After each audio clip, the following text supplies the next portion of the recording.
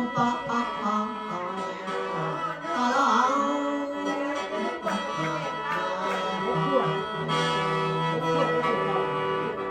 เมียความแพงอ๋อกินเล่นเล่นเมียความแพงสายแนงจะนั่งออกอยู่ลานาอ๋ออ๋อ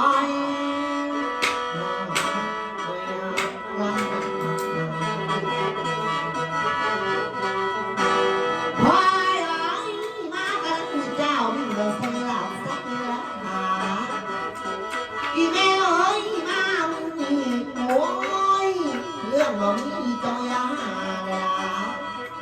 แล้วว่ามาแต่เจอเรื่องมาเพิ่งโอ้ยอาใส่เจ้าจะตัวเด้อตกตาเลยนะแต่ก่อนพ้นดอกแม่น้อง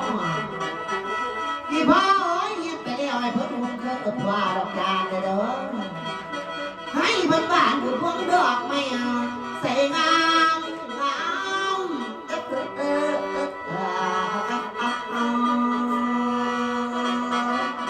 ลาพี่น้องเอ๋ย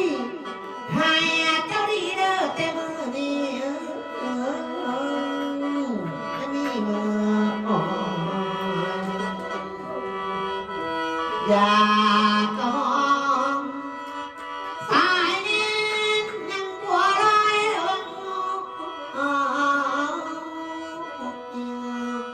ลานเดือดอ้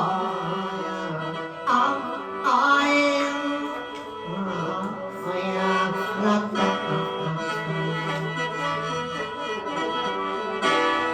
แพ้ไว้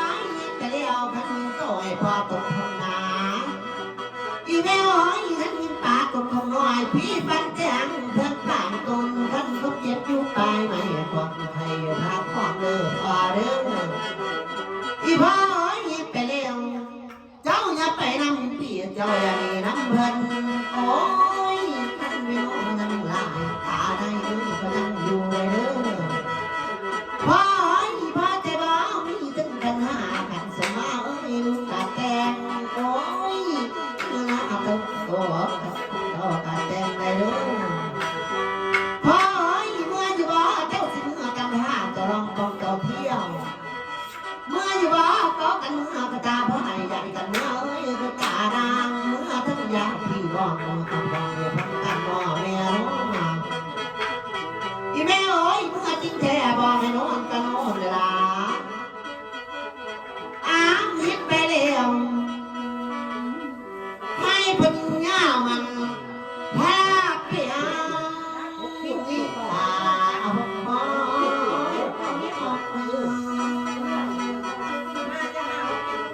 ลาพาไม่หวงให้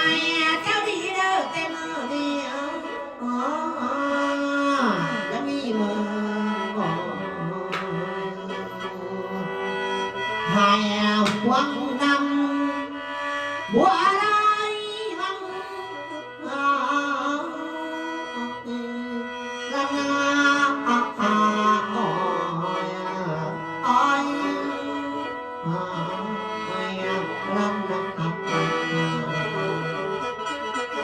งานบ่ได้ยิ่งแค่ยิ่งเราคือเก่าโยม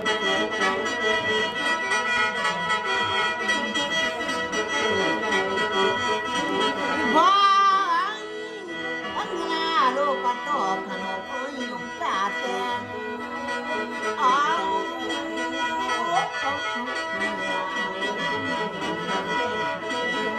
มาเด้อขันพระเก้าลูกตาหาอยู่ตายเด็กมากินหลังเลยแพ้ไว้มาเด้อบ้องคิวนักบ้องขี้ตักเมื่อยพันจะมีเดือดร้อนออกนอกทองสาดูพอเลยกินหลังมาหาเฮาเด้อสิส่งให้มันว่าจะให้ถามเราเลยว่าจะให้บอก เจ็บ ว่าอยู่เดียวนี่ว่า ว่าบอก เออก ระพังความเฮานี่เจ้าได้กินแล้วมันหาเมื่อแล้วมันหาอีพ่อเอ้ยมาแต่กบแต่เข้าบ้านเข้าเมืองเมื่อเด้อขันไปเข้าลูกตาหายพาลูกจัดถึงยังแล้ว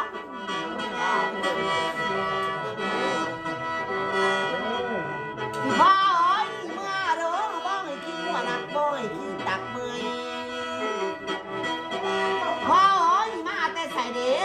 มาแต่กบแต่เข้าบ้านเข้าเมืองหลังบ่พอบ่ เมื่อเด้อไปวังอย่าเร็วหลังโน้ยมาสั่งท่านจะไม่เด้อก่อนออกจะทนสาเด้อพอเด้ออีพ่อเอ้ยไปแล้วตบปีนี้ปีหน้าปีสิมาบอกให้พ่อกันไม่เด้ออีพ่อเอ้ยขันเฮ็ดไปแล้วขันความรู้บ่เต็มตาขันความรักบ่เต็มตัวขันบริกากากระถาเอ้ยเพิ่นบอกจริงโอ้ยขันว่าเขารู้การอ่านพาให้ลูกบ้านเองเลยเด้อมาเดี๋ยวนี้ก็ออกมาเด้อมา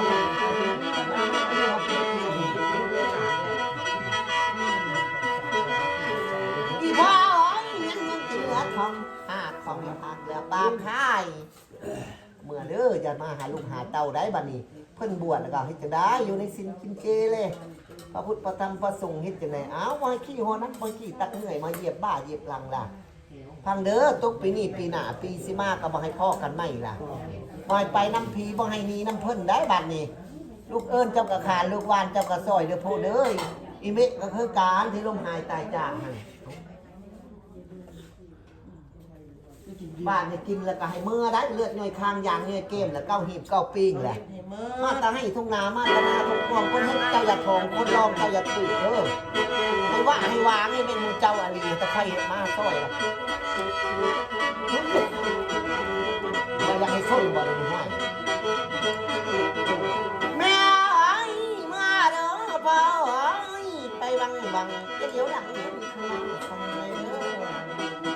เมื่อเด้อเมื่อรักษาดินดำเองโอ้ยเมื่อรักษาเดินเจ้าเมื่อเด้อต้องปีนี้ปีหน้าสีสิมาบอยพอกันไหมบอยขี้หัวหนาบอยขี้ตักเมยอีพ่อเอ้ยไปแล้วเมื่อตำท่าจะลองกองเจ้าเที่ยวอ้าวเมื่อวันเดียวท่านผู้อยู่กับมือใส่ท่านผู้ไปกับมือโซ่พ่อเอ้ยกระสุนเมื่อตอนลานขอสารเมื่อตอนมีตอนน้องเจ้าเด้อพ่อแต่บ้องมีแมงบันกันด้วยพลาครึ่งนั้นเจ้าเด้อทำหน่อยไทยพ่อเอ้ยมันสันขี้เงี้ยมันเพียงดึงเข่งตึงพ่อเอ้ยมีแมงบันกันด้วยคนละครึ่งนั้นเจ้าเด้อทำหน่อยจะเหลียวมาเด้อเจ้าจะเผาเหลียวเด้อเอาสิตักให้เบิดควันทุกอย่างเลยบ่ได้ ได้เขาดำ ตั้งสติในครูบาเอ้ยมันบ่ได้เฮ้ยมัดไม่ตั้งสติซอยเฮาเจ้าต้องซอยเฮาเลงนึงนี่เห็นบ่มันบ่ได้เลยนี่พวกไปเอ้ยเฮาขอเด้อเฮาขอเด้อขอนำหมู่เจ้าเด้อขอนำลูกนำหลานขอไว้แน่ครูบาอย่าไปน้ำพีบ่ให้นิ่งน้ำเพิ่นได้บัดนี้บ่ให้ขี้โหนักบ่ให้ขี้ตักเมื่อยเลยว้ายไปแล้วโอ้ยมีแมงบันกันเอ้ยพลานั้นเด้อทำ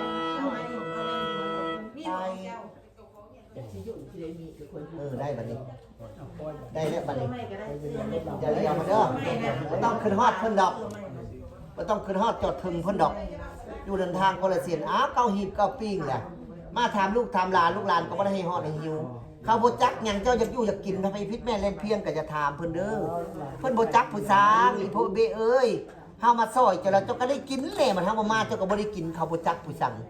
เด็กน้อยเกิดเมื่อวานมันซื้อกกสุดปลายวายสุดยอดเลย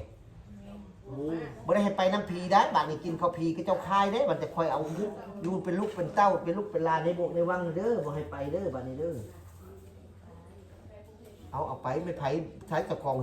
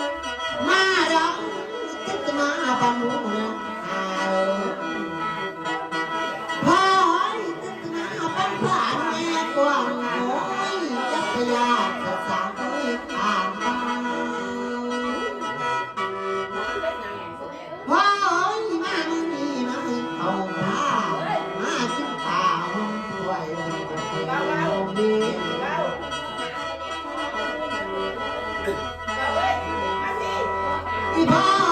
มาแล้วขันหน้าจะเป็นคนโผล่ข้าดูตั้งเย็นกี่อันสักอันโอ้ยออกตัวอันยาสบายยาสุเซนถึงน้ำละลายเจ้าอ่อนอ่อนเอาวันน้องอีพ่อยิบไปแล้วมาแล้วมาแล้วเพิ่งเจ้าบันทุเรื่องโอ้ยไอ้พวกเจ้าอันตรายเลยจะไม่ใหญ่เลยเด้อพ่อยมานี่ตกเงิน3ดอกไม้บานพี่ตกเงิน4ดอกไม้บานลายอีพ่อยมาแล้วหอนขึ้นไปอีกไปคือโอ้ยมาอยู่เอาห้องกลัวเงิน3เจ้าอยู่ได้เด้อพ่อยท่านผู้ตั้งใจคนอยู่ขันแค้นตั้งใจคนนอนมาเด้อมาดูเจ้าทางสังเอ้ยเจ้าเคยกี่อ๋อ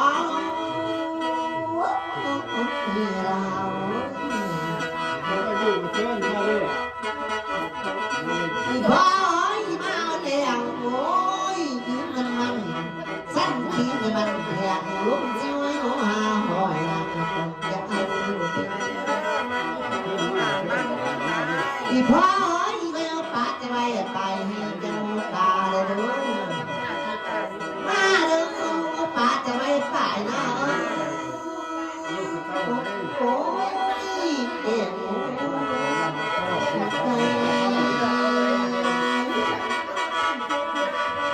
พ่อยมันนี่มันเอาผ้ามากินป่าถวายอ้าวมาแล้วยืนมันสั้นขี้แบบเดียวพ่อยลงที่ไม่เด้อหาอย่าเอาสู้เด็ก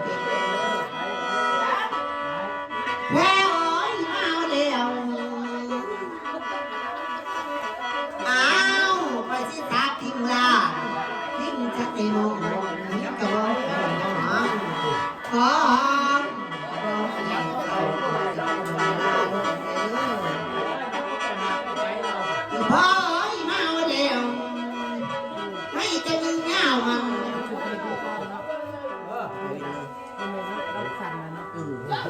แพ้อ๋อยี่จะยิงเงามันเสมอมันคือแก่จะจะเดินเศร้าให้ลงแต่ใบพ่อยมามือนี้ขันก็อ้อยโตตกทำนาโอ้ยขันมีป่าตกทำน้อยพี่ปันเก่งแค่ปันสูงเลยพ่อยมาแล้วไปสิน้ำไปก็พาปันโอ้ยก่อนไปด้วยโอ้ยมือพอป้องแพ้อายมันใส่ไทยนะอีพ่อโอ้ยจะเป็นพ่อแก้วมาเฮียงเฮียงหัวจะบอกอ้าวยืมมันสั้นคิดในมันเดียวโอ้ล้มช่วยน้องหาหอยมาอย่าเอาสู้ดิอีพ่อโอ้ยแม่ไปเลย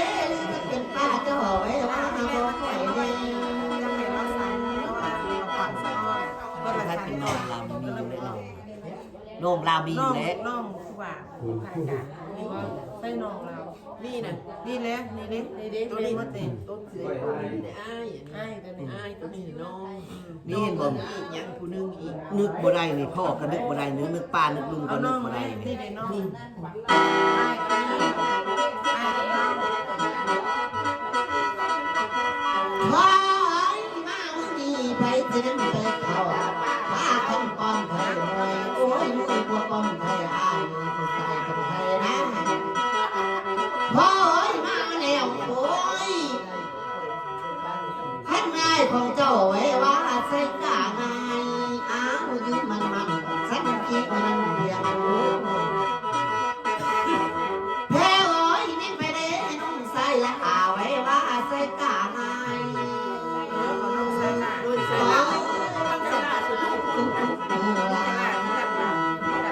เอาเป้มาแล้วมีอีเวนให้เราเสร็จแล้วมั้ย บ่ทันแล้วเจ้า